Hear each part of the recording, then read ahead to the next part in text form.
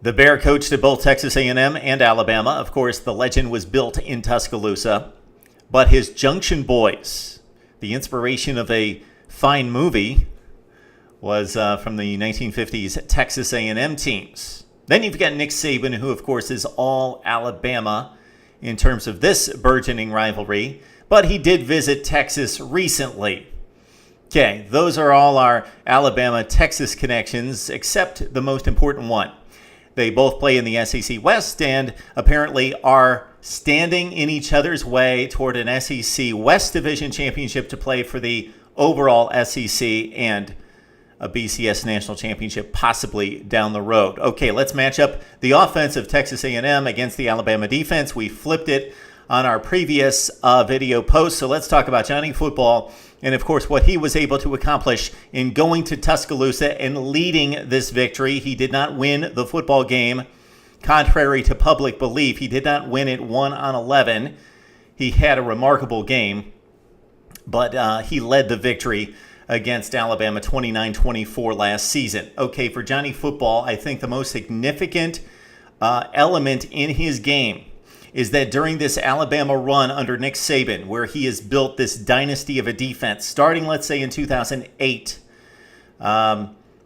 he is the best quarterback, other than Cam Newton, when we talk about a complete quarterback, a guy that can make the passes, pass from the pocket, throw on the run, and then also burn you taking off with the football.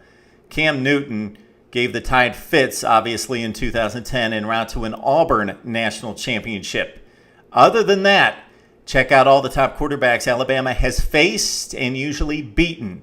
Denard Robinson, complete runner, not a passer at all. Aaron Murray, pocket passer. We could go down the lane with Tim Tebow and a number of other top-notch quarterbacks, SEC quarterbacks. Also Kirk Cousins from Michigan State in a bowl game a few years ago. So Alabama faces Johnny Manziel for a second time. They faced him the first time and were severely outmanned by his running passing threat, at least in the first half. Then they started to figure things out. Interesting article that if you're really a football junkie and really specifically into this game, that you need to read, written by Chris Brown, a.k.a. Smart Football, about the Rip Liz defense. Devised by Nick Saban, but mostly authored by Bill Belichick with the Cleveland Browns when Saban was on Belichick's staff with the Cleveland Browns in the early 1990s. You adjust on the fly. You adjust to the offensive motion and formation on the fly. You read the routes, and then you match up zone, per se.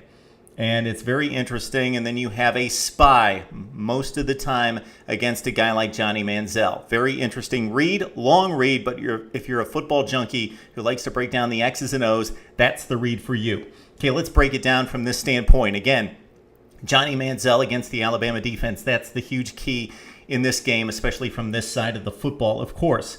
The one thing Manziel does not have this season that he had last season is Ryan Swope in the slot. 11 receptions for 111 yards against the Tide and one huge touchdown in the win against Alabama. Texas A&M, we did a preview on the season and in particular this offense, which we consider one of the best in college football. So they lose Swope.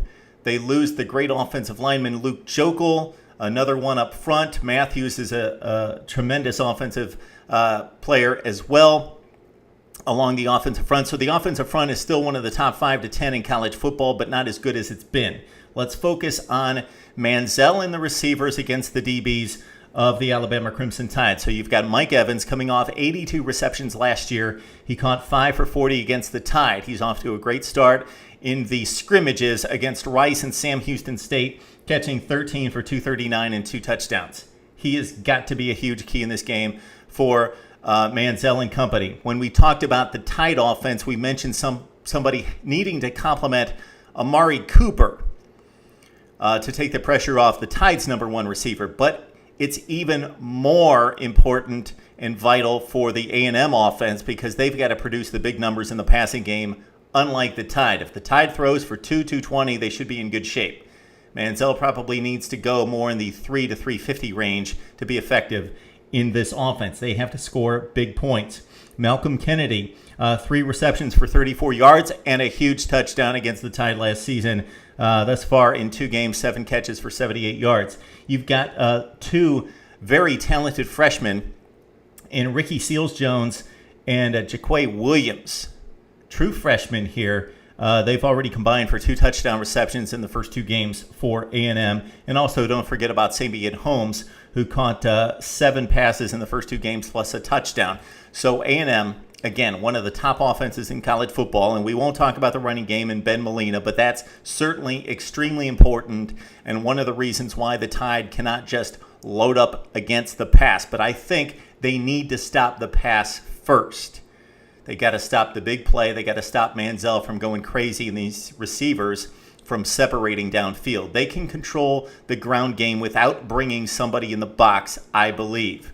Alabama defensively in the backfield. You've got a number of all-conference performers, of course. They are the top recruited team in the recruiting rankings over the past several seasons, year to year. So this not surprising. You've got the senior Deion Belue, second-team All-SEC performer, 2 interceptions last season, and also John Fulton, who didn't get a whole lot of time on the field last season, but Fulton and Belue are expected in the 4 wide receiver packages for the A&M Aggies to be the outside guys, the guys that have to control the outside receivers. Fulton, that could be an issue for the Tide, and Belue, who's a big-time performer. Sophomore Geno Smith, suspended, will be back on the field, most likely as the star position in the nickel and dime packages for Alabama. That filled in Game 1 against Virginia Tech by Jarrick Williams, the junior. Okay, you've got Ha-Ha Clinton Dix. Love the name. He laughs at opponents. He laughs at wide receivers. He's one of the best in college football.